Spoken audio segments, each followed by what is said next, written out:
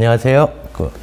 한국외국어대학교 국제지역연구센터 국가전략사업단의 연구소 송병준입니다. 예, 제가 사회에 걸쳐 갖고 여러분들한테 말씀드릴 거는 즉 북방 문화의 접점, 즉 코카사스 3국의 현재와 또 미래에 관한 내용을 여러분들한테 전달해 드리도록 하겠습니다. 우리가 신북방 외교 대상 국가가 총 한국에서 정한 게 14개국인데 이 중에 3개국이 바로 코카사스 3국에 해당합니다. 그런데 아쉽게도 국내에서는 아직까지 신북방 그러면 몽고나 중국이나 러시아 혹은 중앙아시아 지역 국가들의 외교나 연구가 집중되어 있는데 아쉽게도 코카사스 3국에 대해서는 어떤 연구와 어떤 교류도 상당히 좀 미비한 측면이 있습니다. 이런 측면에서 저희가 사회에 걸쳐서 코카사스 3개국 즉 조지아, 아르메니아 그리고 아제르바이잔 3개국의 정치, 경제, 문화 그리고 또 한국과의 교류 관계를 집중적으로 여러분들과 소개해 드리도록 하겠습니다. 또 제가 또 하는 요 발표 내용은 아무래도 여러분들이 타 중앙아시아 국가보다는 어떤 코카사스 3국에 대해서 이해나 아니면 접해보신 분들이 적기 때문에 되도록이면은 그들 국가에 처음 이쪽을 접하시는 분들이 이해하기 쉽도록 내용을 쉽고 그리고 또 이들 국가에 대한 소개 위주로 그렇게 제가 발표를 하도록 하겠습니다. 제가 이제 먼저 4주차에 걸쳐서요. 4회에 걸쳐서 할 거는 바로 코카사스 3국인데 일부 강의에서는 3개국을 아우르는 정치, 경제, 역사 그리고 3개국 간 이해관계라든지 대외관계 등 기본적인 내용을 일부에서 하도록 하겠습니다. 그리고 2부에서는 3개국을 한 나라씩 이제 지정을 해서 제가 말씀을 드리는데 첫 번째로 조지아를 하겠습니다. 소제목은 이제 와인과 민족 분교로 이렇게 명칭을 붙였는데 우리가 최근 한 2, 3년 사이에 코카사스 3국에 대한 관광 붐이 우리만 있는 게 아니라 유럽에서도 이뤄가고요. 최근에 관광객들이 많이 가고 있습니다.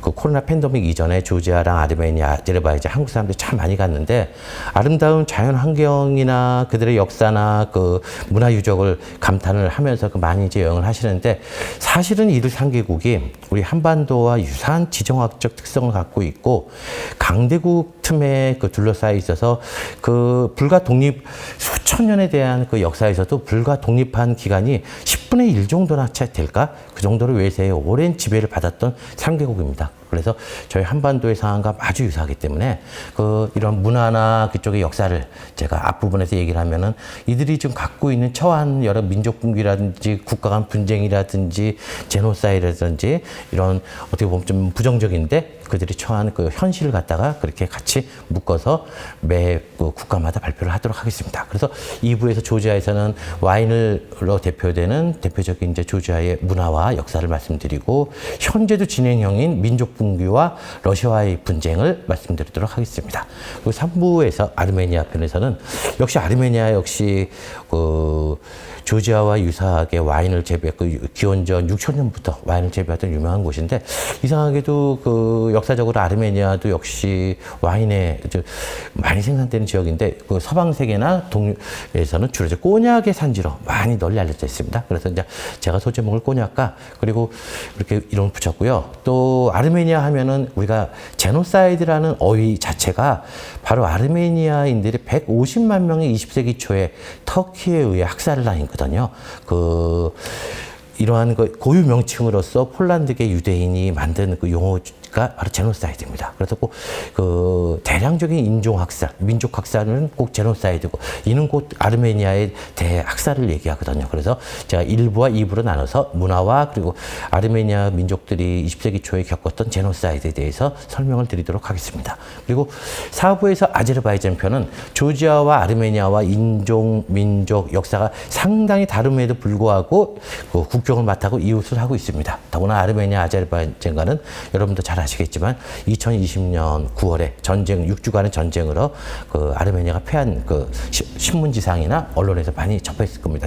현재도 분쟁이 좀 진행되고 있고요. 그래서 아제르바이잔에 대해서는 이들 조지아와 아르메니아와 다른 특징을 갖고 있는 역사적인 맥락 그리고 코카사스에서 유일한 산유국인 아제르바이잔의 에너지 산업을 위주로 제가 말씀을 드리고, 그리고 그 발음하기가 좀 상당히 어렵습니다. 현지인들도 어려워하거든요. 나고르노랑 카라바흐를 두 개를 지명을 뭉쳐갖고 이렇게 발음하는데, 그 아제르바이잔 안에 있는 영토인데 실제로 거기에 살고 있는 사람들은 아르메니아 사람들이고, 그리고 또 시료 지배를 하고 있습니다. 아르메니아가. 그래서 본 그 2020년에 벌어진 전쟁도 바로 나고르노 카라바흐 지역을 누가 점령할 건가 하는 문제로 그 전쟁이 벌어졌는데, 그 문제에 대해서 그 심도 있게 말씀을 드리도록 하겠습니다. 그래서 먼저 오늘은 그 조지아의 와인과 민족 분교로 들어가도록 하겠습니다.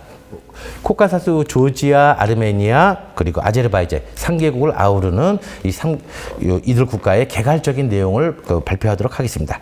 먼저 일부에서 이제 제가 얘기하는 코카사스 3국의 이해에서요. 우리가 이제 코카사스 3국이라고 그러면 이게 과연 유럽이냐, 유럽이냐, 혹은 아시아냐 하는 논쟁들이 그 수백여 년 동안 지속이 되어 왔는데, 그 지정학적으로, 문화적으로, 역사적으로는 유럽이라는 그 판단이 우세합니다. 그런 의미에서 조지아, 아르메니아, 아제르바이잔은 지리적으로는 소아시아는 즉 우리가 잘 아는 터키의 그 유럽 사이드 말고 아시안 사이드, 터키 영토의 90%를 점하고 있는 아시안 사이드, 거기도 그 지정학적인 명칭은 아나톨리아 반도라고 하는데, 저희들 수도 앙카라가 위치하고 있고요. 거기에 그쪽 너머의 동쪽에 위치하고 있습니다. 그 지리적으로 제가 좀 이따 지도를 보여드리도록 하겠습니다. 그래서 우리가 보통 통상 터키를 두고 동양과 서양을 구분하고 아시아와 유럽을 구분하는데, 그 터키 옆에 이 코카사스 3국이 위치하고 있기 때문에 통상 우리는 그 오래전부터 이거 중간에 위치한 땅, 즉 유럽과 아시아의 중간에 위치하고, 또 중간에 위치한다는 땅의 의미는 소련과 소련 시대부터요, 공산주의 국가부터 현재까지 이어진 러시아와 그리고 이란을 중심으로 한 중동 지역과의 또 중간의 땅이라는 의미도 가지고 있습니다. 그래서 남북으로 중간에 지정학적으로 위치해 있다는 의미를 갖고 있고요. 이러한 이유 때문에 이들은 10세기 이후에 숱한 이민족의 침략을 받았거든요. 가장 최근에는 러시아고, 그전에는 아랍이나 심지어는 기원 전에는 로마의 침공을 받을 정도로 이들 3개국이 유럽과 아시아의 길목에 있다고 할 수 있겠습니다. 그리고 또 하나의 어떤 중간에 위치한 땅이라는 의미는 지정학적 의미 이외에 문화적으로, 종교적으로 이들 지역이 중간 지역에 있다는 의미도 포함을 하고 있습니다. 즉, 중동 지역이나 아시아 지역은 주로 이슬람 문명인데, 반해서 유럽 동쪽에서 가장 동쪽에 위치한 기독교 국가가 바로 조지아와 아르메니아입니다. 그래서 이들 국가들은 이슬람 세계와 기독교 세계의 접점에 위치한 지역으로 또 그렇게 표현을 하기도 하고요.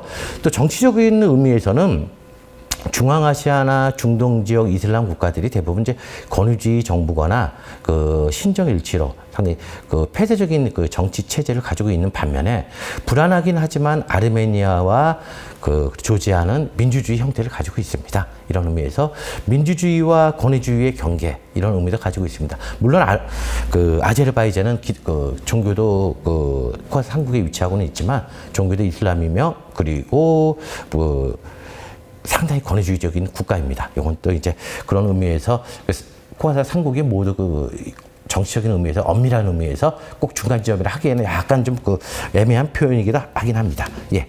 그리고 아까 제가 조금 전에 말씀드렸듯이 유럽이냐 혹은 아시아냐, 이 문제인데요. 1991년도에 이들 3개국이 독립을 합니다. 소련으로부터요. 독립을 해갖고 각각 이제 공화국을 설립하면서 이들 3개국이 독립과 동시에 표방한 대외 정책이, 우리는 이제 유럽으로 귀속을 한다. 그래서 유럽연합이나 유럽 평의회라는 또 오래된 모든 유럽 48개 국가가 가입되어 있는 국제기구가 있거든요.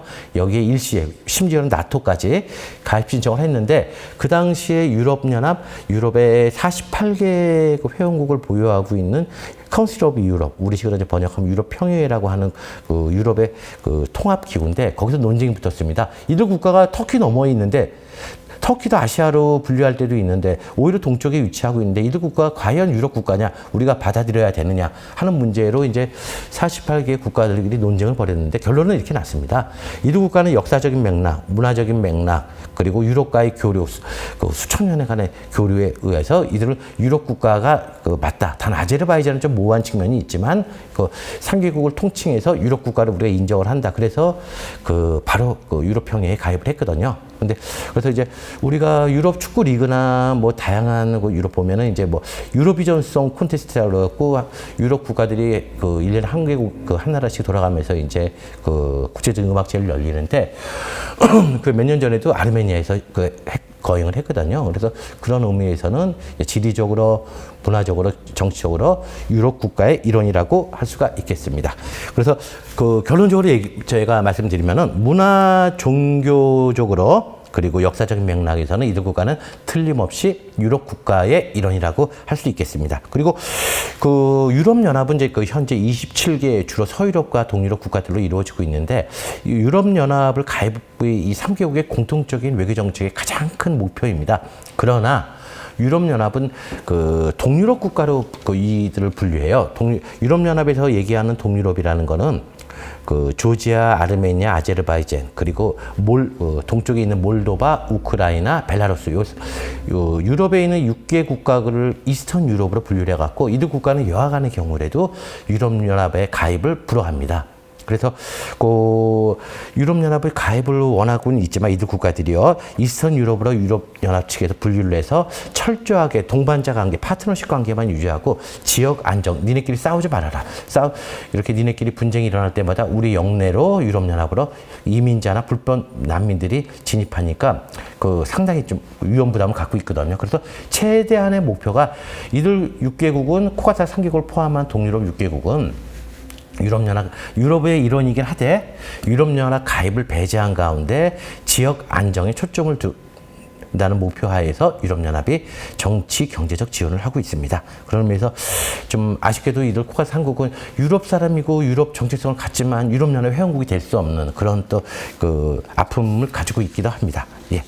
그리고 또 정치 지정학적 이유로 나토에서도 배제가 되었고요. 그래서 제가 이따가 말씀을 드렸는데 상국이 과연 어디냐? 바로 이 지도를 보시면은 좀 이해가 빠르실 것 같습니다. 그래서 우리가 잘 아는 터키가 지금 저 왼쪽에서 저 흑해 너머에 있고요. 그리고 저 아나톨리아 반도가 바로 밑에 터키가 있고요. 코카사스 지역이 조지아 위쪽은 이제 북쪽, 북코카사스라고 그러고 조지아부터 남쪽 이란 전까지는 남코카사스라고 얘기를 합니다. 그래서 엄밀한 의미에서 이들 코카사스 3개국은 남코카사스 3개국을 의미합니다. 그래서 여기에 조지아가 가장 러시아랑 국경을 맞대고 있고요. 그 다음에 이제 조지아랑 국경을 맞대고 밑으로 이제 남쪽으로가 아르메니아가 있고 조지아와 아르메니아와 동시에 국경을 맞대고 있는 동쪽에 있는 국가가 바로 아제르바이잔입니다. 아제르바이잔이 인구와 영토도 가장 크고요. 그리고 아제르바이잔은 오른쪽에 또 카스피해를 끼고 있습니다. 내륙 바닥 있죠. 여기서 이제 주로 석유와 천연가스가 나오거든요. 그래서 또 이들 3개국을 밑에는 바로 또 이란이 위치하고 있습니다. 그래서 가장 지정학적으로 불리한 국가가 바로 우리가 아르메니아 시간에도 하겠지만 아르메니아는 자세히 보시면 여러분들이 지도를 보시면은 바다가 없습니다. 바다가 없고 아제르바이잔 는 아까 말씀드렸던 나고르노 카라바흐 지역을 쟁탈을 놓고 분쟁을 지금도 벌이고 있기 때문에 국경이 폐쇄되고 있습니다. 아르메니아랑 아제르바이잔과는요. 그래서 아르메니아는 수출 수입을 위해서는 교육을 위해서는 부득이하게 위에 조지아랑 이란 밑에 이란을 경유해서 수출 수입을 해야 되는 그런 굉장히 불리한 위치가 있고 에너지 수입이라든지 모든 측면에서 위아래로만 교류를 하고 있습니다. 또 아르메니아는 왼쪽에 터키와도 제노사이드 20세기 초에 터키가 150만의 아르메니아인들을 살해하고도 사과를 안 하고 있거든요. 그러한 여파로 현재까지도 국경을 폐쇄하고서 물론 외교 관계는 맺고는 있지만 교류는 거의 단절된 상태에 있습니다. 그래서 아르메니아 같은 경우는 코카사스의 중심부에 위치하지만 동과 서가 막혀 있고 위아래만 남과 북만을 교류하고 있는 그런 좀 굉장히 불리한 지정학적 위치에 있습니다. 네. 그래서 여기서 이제 코카사스 3개국에 이제 제가 이제 말씀드릴 거는 이제 정치의 갈등에 공존하는 지역이라는 것, 그리고 거기서 조지아, 아르메니아 간략하게 우리 다음 시간에도 하겠지만 간략하게 핵심 키워드만 말씀드리도록 하겠습니다. 우리가 잘 아시다시피 코카사스 3개국은 기후가 참 좋습니다. 지정학적으로요. 국토의 거의 대부분의 3개국이 한 80%에서 90%가 산악 지형이에요. 코카사스요. 남 코카사스 산맥에 위치하고 있어갖고 지정학적으로나 기후가 상당히 좋거든요. 천혜의 관광지입니다. 그리고 이 구릉 지역이기 때문에 산맥을 끼고 있기 때문에 뾰족뾰족한 우리처럼 강원도에도 보이고 그런 뭐 설악산 같이 그런 류의 산은 거의 없고요. 완만한 구릉지의 언덕으로 이렇게 산이 이렇게 산맥이 계속 이어져 있거든요. 그래서 원래 포도주가 잘 자라는 곳이 구릉 지역이거든요. 그래서 지금으로부터 기원전 6,000년, 그러니까 지금부터 8,000년 전입니다. 8,000년 전에 벌써 아르메니아랑 조지아에서는 와인을 생산했거든요. 또 포도를 재배해서 와인과 꼬냑을 생산을 했고, 그리고 기후가 좋고 농경지도 발달해 있어 갖고요.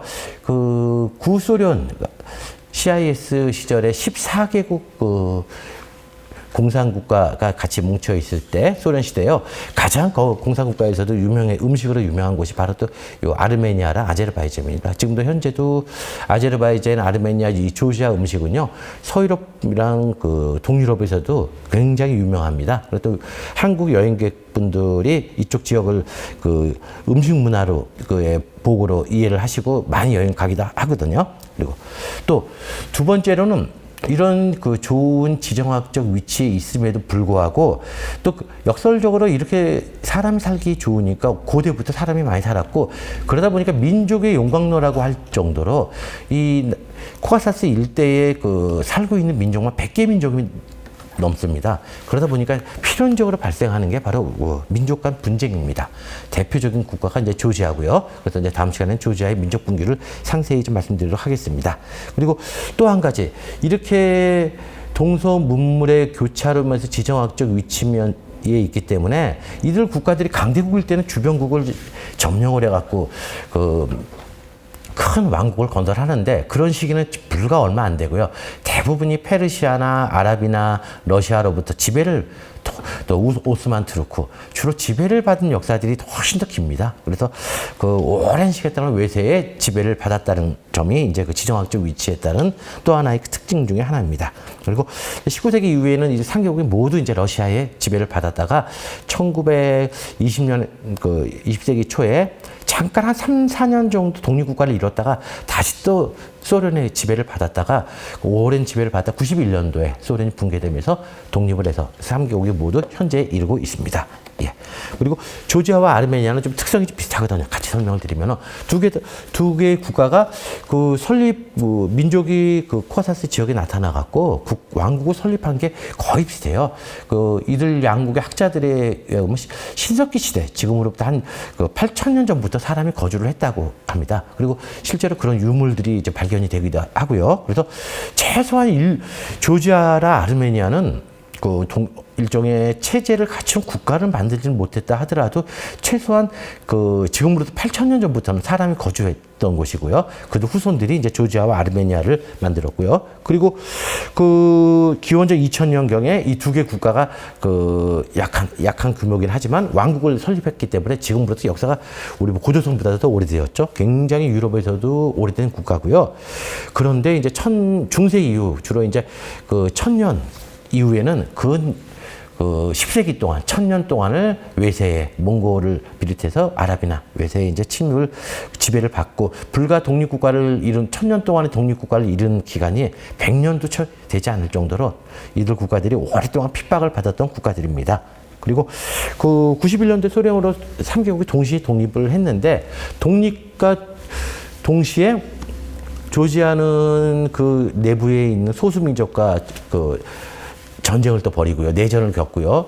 또 아르메니아와 아제르바이잔은 아까 말씀드렸던 나고르노 카라바흐 지역에 쟁탈을 놓고 또 두 국가들이 전쟁을 벌이고 이들 3개국이 모두 독립과 동시에 전쟁에 한 2년에서 최대 4년까지 전쟁에 휘말리고 90년대 중반에 이르러서야 제대로 국가적인 이제 시스템을 갖추고 발전이 이루어졌다고 할 수 있겠습니다. 그리고 특히나 조지아 같은 경우는 2000년대 이제 한 2010년 이후에요.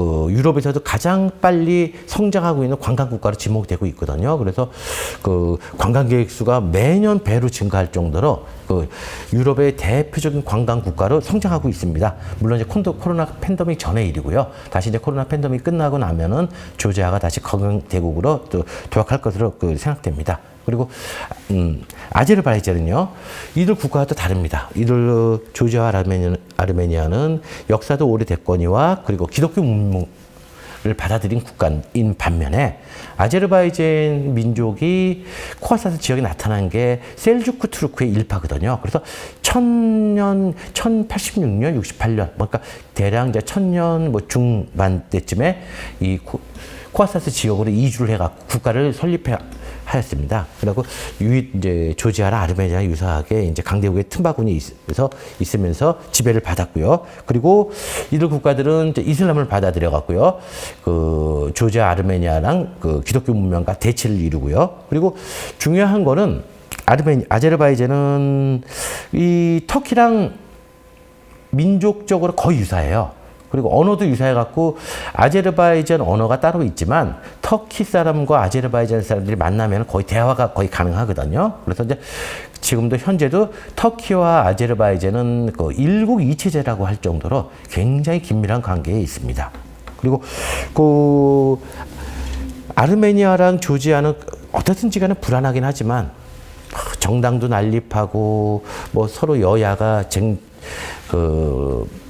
싸우기도 하지만 여하튼간에 민주주의 체제를 독립 이후에 30여 년 동안 유지해 왔는데 아제르바이잔은 독립과 동시에 바로 쿠데타가 일어나서 바로 그 유명한 알리예프라는 대통령이 한 5년 정도 대통령을 역임하다가 죽을 때쯤에 아들한테 물려줘 갖고요. 지금 이람 알리예프요. 그래갖고 부자가 30여 년이 넘게 통치를 하고 있습니다. 북한과 유사하죠. 그래갖고 굉장히 권위주의적인 국가인데 이게 30년 동안 권위주의 국가를 유지할 수 있었던 동력은 뭐냐?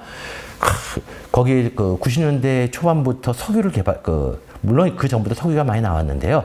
본격적으로 석유가 나와서 경제적으로 풍요롭게 됐고 2000년대 들어서는 또 카스피해에서 천연가스가 대거 유전이 발굴돼 갖고 파이프라인을 터키를 경유해서 유럽까지 연결되어 있습니다. 그래서 에너지 수출로 제3세계 국가 중에서 최근 한 20여 년 동안 경제 성장이 가장 빠른 국가 중에 하나가 아제르바이잔이거든요. 그래서 경제적으로 풍요하니까 전 국민한테 일종의 우리도 많이 여야 정치인들이 얘기하듯이 무상복지라든지 그런 측면이 있는데 의료보험이나 교육 이런 거에 대해서 정부의 대폭적인 지원으로 국민들의 불만을 무마시키고 있거든요. 그래서 내부에서는 폭동은 일어나지는 않고 그리고 망명자들이 많아요. 유럽에 아제르바이잔 권위주의를 도전해갖고 그러고 쫓겨난 사람들이 많고 그래서 유럽에 반아제르바이잔 정부 세력들이 있긴 한데 굉장히 미미하고요.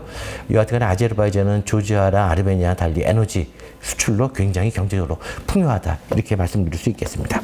그리고 이들 3개국의 이걸 제가 이렇게 표를 이렇게 정리를 한 건데요. 잠깐만 1분만 말씀을 드리면요. 영토 규모는 아제르바이잔 월등하게 큽니다. 동쪽에 이제 있고요. 그리고 인구도 조지아 인구가 지금 2021년 올해 기준으로요. 490만이니까 500만 정도 됩니다. 그런데 아르메니아는 300만 그리고 아제르바이잔은 1000만이 넘어요. 그런데 여러분들이 좀 주의해야 될 게 아르메니아가 본토 인구가 300만이지만 20세기 초에 아까 말씀드렸듯이 제노사이드로 아르메니아 국민들이 대거 유럽, 미국으로 이주를 했거든요. 그래서 정확한 게 후손들까지 합하면은 정확하게 산정을 할 수는 없지만 최소한 해외에 550만 이상은 나가 있다고 얘기를 합니다. 그리고 최대 규모로 하면 1200만까지도 잡는 사람들이 있고요. 그리고 통상은 800만이라고 하거든요. 그래서 최소 550만에서 800만의 아르메니아인들이 아르메니아 영토 밖에, 그걸 이제 우리가 영어식으로 디아스포라라고 하잖아요. 본국 외에서 살고 있는 민족들을요. 그래서 대표적인 유럽의 디아스포라 국가입니다. 이스라엘이랑 아일랜드랑 함께요. 3대 디아스포라 국가 중에 하나거든요. 그래서 실적으로 아르메니아 인구를 여기에 있는 영토 밖에 있는 사람까지 하면요. 인구가 상당히 됩니다. 1000만이 넘어요. 그리고 또 아제르바이잔이 지금 현재 인구가 1000만 정도 되는데 문제는 뭐냐면 이란의 아제르바이잔 인구가 1200만이 있습니다. 여기에요. 그래서 아제르바이잔 인구를 다 합쳐 2천만이 넘어요. 그래서 그 아제르바이잔이 상당히 그 코카사스 일대에서는 인구나 경제적인 측면에서 대국입니다. 그래서 조지아랑 아르메니아랑 아주 비교가 극명하게 되고 있습니다. 그리고 뭐 종교는 아까 말씀드렸듯이 그 기독교에서 파생한 조지아 정교, 그리고 아르메니아 사도교회, 그리고 하나는 무슬람 시아파입니다. 그래서 시아파, 이란도 시아파고 아제르바이잔도 시아파. 근데 그 종교적으로 두 국가가 교류가 거의 없어요. 그 아제르바이잔은 종교가 굉장히 세속적이거든요. 헌법에도 명기되어 있습니다. 종교와 그 정치는 분리되어 있다고요. 그래서 종교가 정치에 개입을 안 합니다. 근데 이란은 우리가 잘 아시지만 왕국 굉장히 견고한 시아파 이슬람 국가거든요. 그래서 그런 측면에서 종교적으로는 그 같은 시아파지만 상당히 차이가 있습니다. 그리고 이외에 이제 뭐 자유지표 프리덤 하우스에서 매년 발표하는 거 보면은 여하튼간에 조지아나 아르메니아는 불안정하지만 자유를 누리고 있는데 아까 말씀드렸던 아제르바이잔은 권위주의 국가고요. 그리고 그 GDP 규모는 거의 그 1인당 구매력으로 하면 비슷합니다. 그 총 GDP 규모는 월등하게 아제르바이잔이 에너지 판매로 그 인구도 많기 때문에 경제 규모는 크지만 실제로 1인당 GDP로 하면 인구가 많기 때문에요. 거의 3개국도 유사합니다. 그리고 뭐 무역 규모는 아제르바이잔이 당연히 그 에너지 수출 때문에요 많이 있고요. 그리고 이런 거시경제 지표나 이런 그 측면들이 있습니다. 예, 여기까지 일부 코카사스 3개국의 개괄적인 이해에 대한 그 내용이었습니다. 그리고 다음 시간에는 조지아에 대해서 더 상세한 내용을 또 말씀드리도록 하겠습니다. 예, 시청해 주셔서 감사합니다.